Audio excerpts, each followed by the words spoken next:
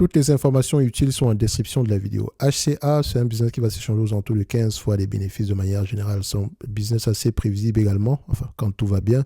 Ça donne aux alentours de 544 dollars l'action. Quand je dis quand tout va bien, quand la réglementation va dans notre sens. 544 dollars l'action moins la dette nette, ça donne combien? On a une dette nette ici de 191, disons 192. 544 moins 192, ça donne combien? 352 dollars. Donc, je viens ici, je vérifie. On a quoi ici? 500, exactement. Donc, ça fait à peu près 352 dollars l'action. Bon, on va se dire que le prix actuel, si on ne prend pas en considération la dette, c'est intéressant, mais voilà.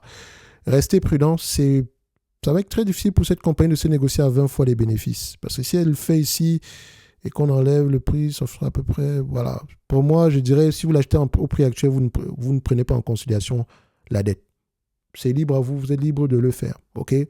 Ce genre d'entreprise, il faut toujours faire attention, toujours. On gagne beaucoup d'argent, semble être bien géré, mais elle est dans un business très sensible. Je vous laisse aller voir à quoi ça ressemble ici. Mais c'est une entreprise qui fait partie de ma watchlist et comme telle ici, elle distribue un dividende.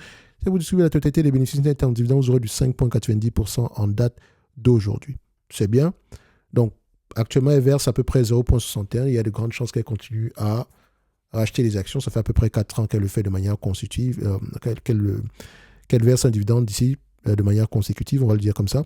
Donc, ça reste assez intéressant.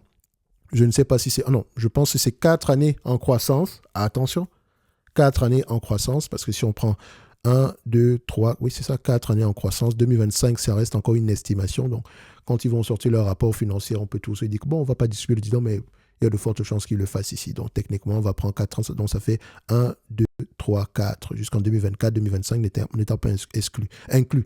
Donc, après la sortie des rapports financiers ici, il me semble que ça va être ajusté de manière générale. Mais ça reste une entreprise intéressante ici pour ceux qui veulent. Donc, je la mettrai dans ma watchlist. Je mets le target price. On avait dit combien?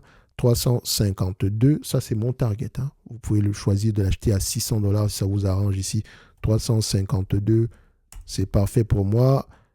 Et on met ici setup, bim, bada, boom.